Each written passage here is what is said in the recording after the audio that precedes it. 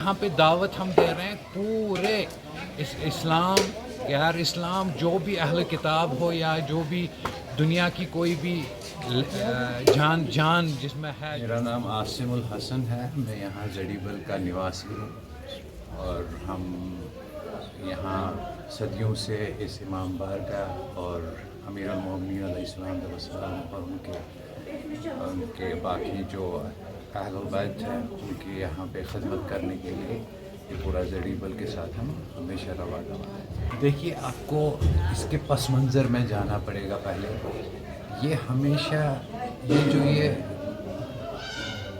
قتل امام علی ہوا ہے یہ بیسکلی اگر آپ دیکھیں گے یہ کنسیپٹ کیا ہے. کنسیپٹ یہ تھا یہ ایک جنگ تھی. ایک فرق جو تھی کچھ لوگوں کو یہ سمجھ میں نہیں آتا تھا کہ یہ نبوت ہے یا حکومت ہے. کچھ لوگ یہ سوچتے تھے کہ یہ حکومت ہے لیکن یہ حکومت نہیں تھی یہ نبوت تھی. میرے امام علی علیہ السلام نبوت کو امپلیمنٹ کروا رہے تھے لیکن لوگ اس کو سوچ رہے تھے کہ یہ حکومت امپلیمنٹ کرا. تو پہلی فنڈامنٹل جو اگر ہم بیسک ایشو دیکھیں گے یہ نبوت یا حکومت کو انسٹال کرنے کے لیے ایک جو دشمنان اہل بیت یا دشمنان نبوت تھے ان کا یہ تھا کہ یہ ایک حکومت بن رہی ہے. لیکن جو میرے امیر المومنین علیہ السلام اور ہمارے نبی صلی اللہ علیہ وآلہ وسلم وہ اپنی رسالت پیدا کر رہے ہیں. تو اسی کے تناظر میں اسی کے جو جیلسی آپ کہہ سکتے ہیں حسد کہہ سکتے ہیں جن کو لگ رہا تھا کہ یہ حکومت برپا ہو رہی ہے وہ ان کے اگینسٹ میں ہو گئے. تو انہوں نے ہمیشہ پھر یہ سوچا کہ ہم اس کو کیسے انہوں نے بہت کوشش کی کہ جیسے کہتے ہیں کہ یا تو آپ پیسے دے کے کسی کو خرید سکتے ہیں وہ نہیں ہوا تو پھر بھائی راستے سے ہٹا لو. تو جیسے کہ ہمارے محمد مصطفیٰ صلی اللہ علیہ وآلہ وسلم کے ساتھ بہت سارے حملے ہوئے ان کو شہید کرنے کی کوشش کی گئی. تو لیکن ان کو پھر یہ ایک بہت بڑا ایک آئیڈیا ہوا کہ دفاع محمد کون ہے. جب بھی ہم محمد کے اوپر کچھ حملہ کرنے کی کوشش کرتے ہیں تو ان کو شیلڈ کون بنتا ہے. تو پتہ لگا کہ یہ علی المرتضیٰ علیہ السلام. تو انہوں نے پھر یہی ایک پلان بنایا کہ بھائی جب ہم علی المرتضیٰ علیہ السلام کو ہم راستے سے ہٹا لیں گے تو ہم محمد کے پاس پہنچ جائیں گے. یہی آپ اس کو پس منظر دیکھیے کہ یہ نبوت اور حکومت وہ اس کو تو پھر انہوں نے بہت سارے پلانز بنائے. تو 19 رمضان جب تھی 19 رمضان کو ان کا یہ جو منصوبہ تھا بہت ٹائم سے جو چل رہا تھا وہ کامیاب ہو گیا جس میں عبد الرحمن ابن ملجم جو تھے وہ 19 رمضان کو جو مسجد کوفہ میں انتظار کر رہے تھے اور جس کے لیے امیر المومنین ان کو تو امام تھے ان کو پتہ تھا کہ کوئی مسجد میں میرا انتظار کر رہا ہے. تو وہ ان کو جگہ بھی دیا. انہوں نے اذان دی. امیر المومنین علیہ السلام نے اذان دی اور سجدے میں جب ہمارے امام گئے تو زہر آلودہ تلوار سے ان کے اوپر حملہ کیا گیا. اس میں یہ تھا کہ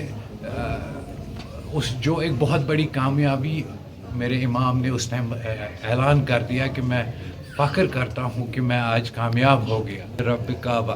کیونکہ اس ٹائم اگر ہم دیکھیں گے کہ ایک بہت بڑا جو ریومر مل جس کو کہتے ہیں ریومر مل کوفے میں کیا کرتے تھے کچھ جو حکومت والے تھے اس میں دو طبقے تھے حکومت والے اور رسالت والے.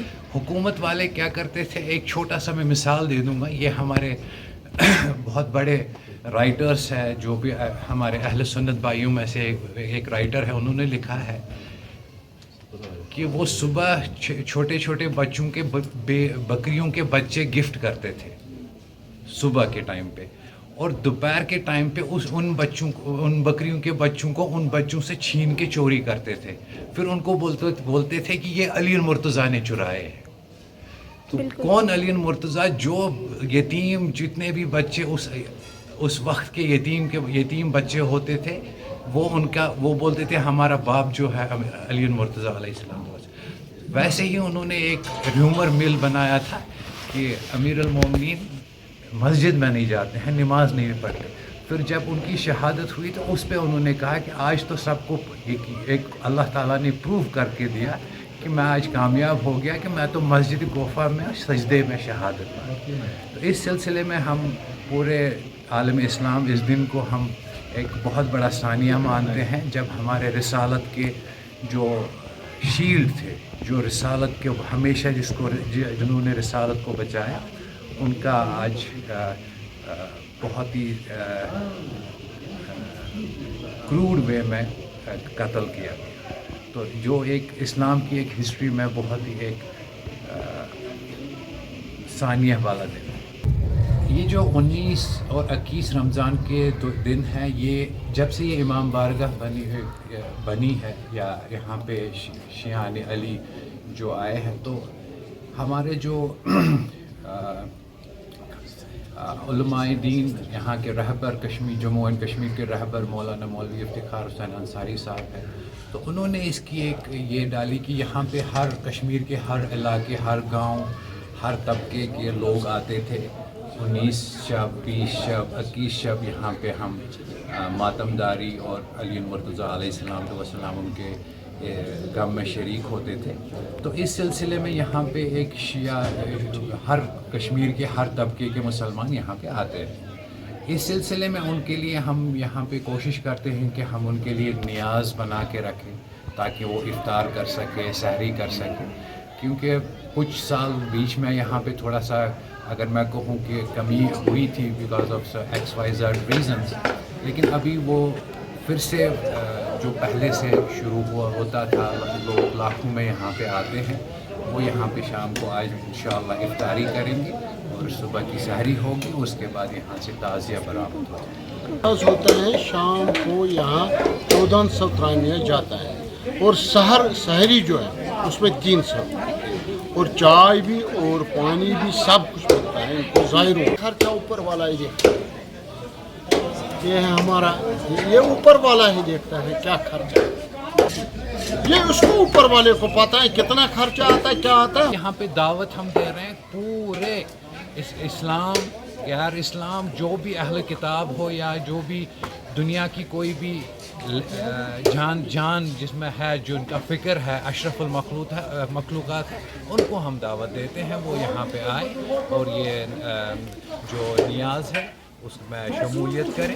اور اس مقام امام بارگاہ زڈیبل میں ہو رہا ہے اور یہ افطاری سے شروع ہوگا, افطاری سے شروع ہو کے یہ سحری تک اختتام ہوگا.